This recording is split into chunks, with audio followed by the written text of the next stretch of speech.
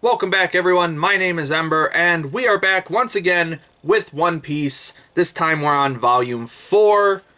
Another really solid entry into this opening salvo of arcs. This one covers from... Let's see, where's it cover from? It covers from when Usopp tries to inform Lady Kaya about Kalidor's plot and traitorism and such, and it goes all the way up through when where does it end? It ends with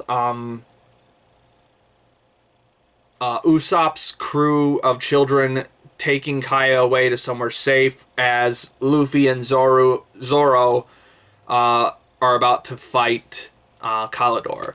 So we are still very deep into the Usopp's arc. I don't know what the proper name is. I'm gonna have to start looking up the names of the arcs just so I refer to them properly.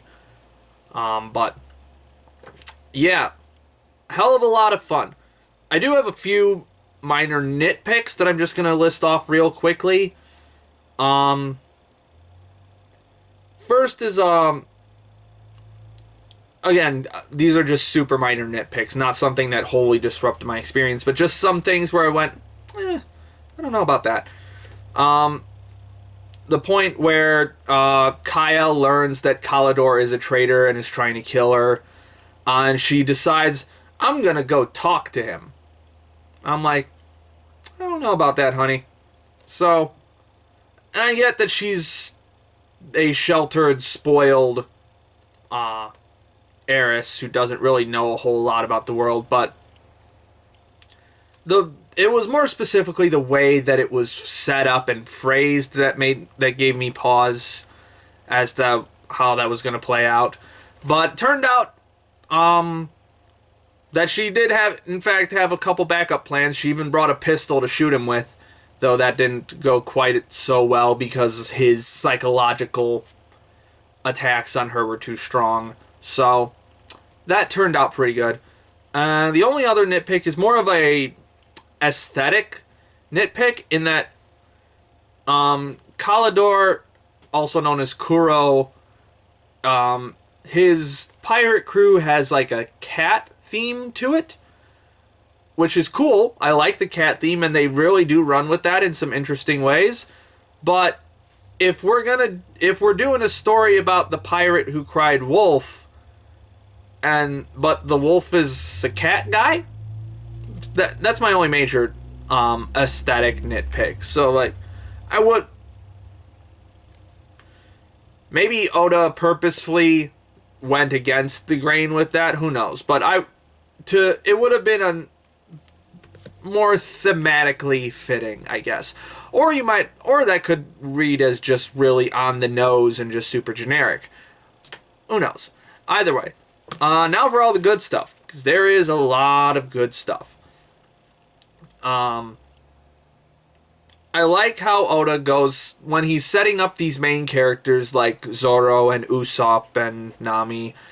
He really goes out of his way to put them in situations where they have to put on the airs of looking like a bad guy or looking like they're going to do something else, but it's for like a greater cause. Like when Usopp tells his crew that he was just lying about the pirate invasion so that they would run away and so that he wouldn't get them involved, and he just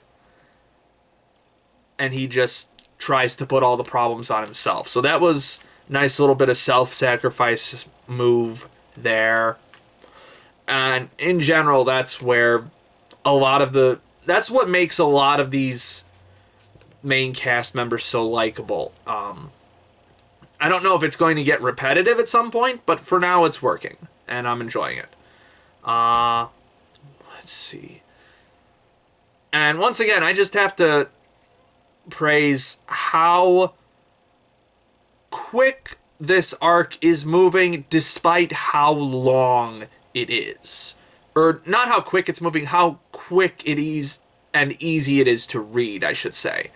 Because, like, I think at least like 7 of these chapters takes place in the set on the same like 100-meter stretch of road, like in between 2 hills. Like they really this battle is very much, I'm not going to say dragged out, but this battle is really meaty. There's a lot to it.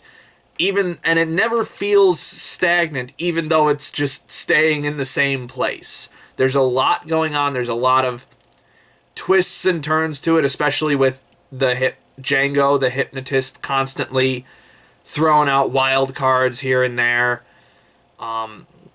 Just a whole lot of fun. And again, the power sets are really interesting. The Meowman brothers, I think they're called. It's a fun little dynamic of the scrawny, agile cat and then the fat, powerful cat. Again, very simple dynamic, but it works really well.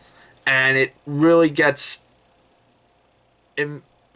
makes them look like a truly impressive force. And then, eventually, it turns into a bit of jobbing. If you're unfamiliar with the term jobbing, it's more of a wrestling term, is when a character is set up as being fairly strong or powerful, and then some other character comes in and completely destroys them, thus setting up how powerful that character is. It's very common in wrestling, and it's very common in anime and manga. So the Meowman brothers get set up as jobbers for Captain Kuro / Calidor when he finally shows up on the scene, and instantly outpaces them when they try to mutiny because they think they've got the jump on him, but very clearly they don't. Really sets up Kuro as being extensively powerful. So that was pretty cool. Very interested to see how this final showdown between him and Luffy and Zoro is gonna go. Oh, I do have one more nitpick. Let me see if I can find it on here. We are starting to get to points where Luffy is looking a little too indestructible. Again, I'm trying to find this fucking page. Here we go. Like, Luffy gets fucking nailed in the back of the head with a fucking throwing circle chakram, I think that's what it's called. It's just absolutely fucking not nailed. And then he just, like, pulls it out. So, again, like, I get it. He's super fucking tough. Dude fell off a cliff earlier. I'm gonna attribute it to the Gum powers. But, maybe there will be a twist later on that tells us why he's just this insanely immune to shit. But dude took a chakram to the brain, and then just pulled it out. Again, not super annoying, but we are approaching the point where it's like, okay, how indestructible is Luffy? Are there stakes? So, we'll see where that goes. But in any case, still sells it, because, I mean, just the fucking energy in these panels here, it's so fucking powerful, and just, I love seeing the veins pop out on Luffy's arms. It makes him just look like a fucking badass. He's just Luffy is one of my favorite characters to see in combat in manga, because he has such a flexible design, but also a very cool and detailed one. There's just something about him that is just, it's a perfect character design. It really is. I'll just say that Luffy has the perfect character design for what his character is, especially in terms of how he's used in combat. So yeah, it's so fun. It's so fun to just see him wreck shit like this. So yeah, fights are really awesome. The powers are creative. We got to see more from Zoro. Got him backed into a corner a bit by taking away some of his swords, and then immediately jumping him back up to his full power and just one-shotting people when he has his 3 swords. That was fun. Got to see more of Usopp being the clever little sniper boy that he is. And we even got to see more of Nami in combat, which has been pretty sparse up until this point. She's starting to use her bow staff a lot more because basically she's kind of forced to, but she's got a lot of power to her. She ain't no stick.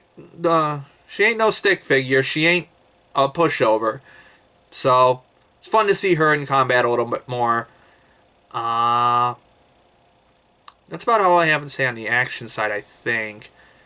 But yeah, really just moving forward constantly with this arc. I just love how much time Oda takes with these individual stories. Like, this is a story that could have been wrapped up in like 4 or 5 chapters by a less patient author.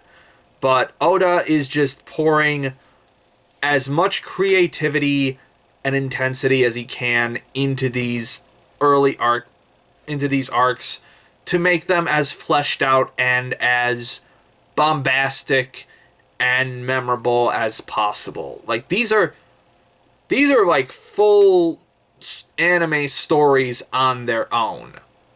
Like, we're already in volume 4, and us, like, taking out the first chapter being its own arc, we're only on the 3rd arc of the story. It's that 3rd arc still isn't over. That's going all the way into volume 5. So that's impressive. That's really impressive. Just how he's able to manage these huge arcs. Or not huge, but these pretty decently sized arcs this early into the story. So, and I can't wait to see what happens when we actually get into the really big arcs, like the 40, 50 chapter ones. That's going to be really cool to see. And I imagine they get way longer than that, too. Like, upwards of like 80 or 90 chapters, I bet. But, that's going to be really fun. And I think that's about all I have to say for now. So, thank you all for joining me. Again, please drop any suggestions or anything else in the comments below. Like and subscribe and all that other call to action stuff. And I'll see you again tomorrow with Volume 5. My name is Ember, and I'll see you next time.